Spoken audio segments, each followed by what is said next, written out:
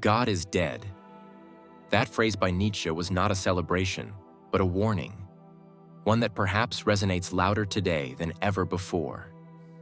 And if God is dead, what takes his place? Who now defines truth, good, and evil? Nietzsche wasn't speaking of the literal death of a deity.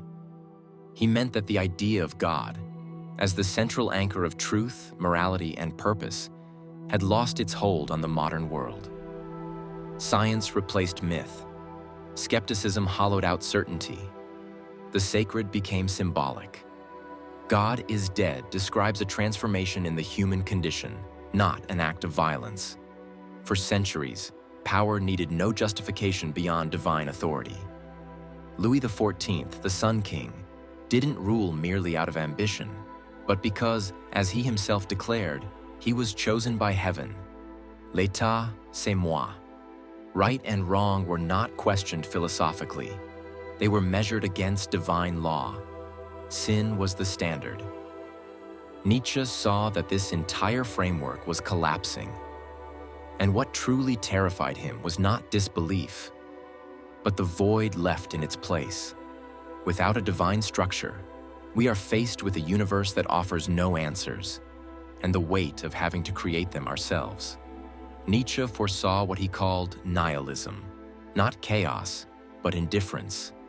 The sense that life holds no inherent value, that good and evil are social inventions, that truth bends under the pressure of desire or convenience. You can see it everywhere today. Politics no longer seeks to persuade, but to exhaust. Culture plays at mockery instead of depth. Outrage, once a sign of moral awareness, now serves as spectacle. We live in a world where what matters is not what is true, but what the algorithm deems visible. We scroll not because we seek, but because silence has become unbearable. As Nietzsche wrote, "When you gaze long into the abyss also gazes into you." Without something greater to orient us, we risk drifting, paralyzed by freedom, numbed by choice. But Nietzsche didn't stop at diagnosis. He called on humanity to evolve. With God dead, man must become his own creator, of values, of meaning, of self.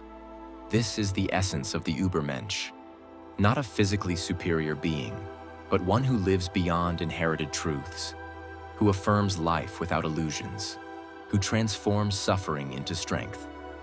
It is not about arrogance, but about responsibility. If there is no objective meaning, then the task of building one falls to us. He who has a why to live can bear almost any how, Nietzsche wrote. A thought later echoed by Viktor Frankl, who found meaning even in the horror of Auschwitz. Nietzsche did not expect all to rise to this challenge. He predicted most would retreat into dogmas, ideologies, distractions. But for those who dare, the death of God is not an ending. It is an opening. You don't need to be religious to feel the void Nietzsche described.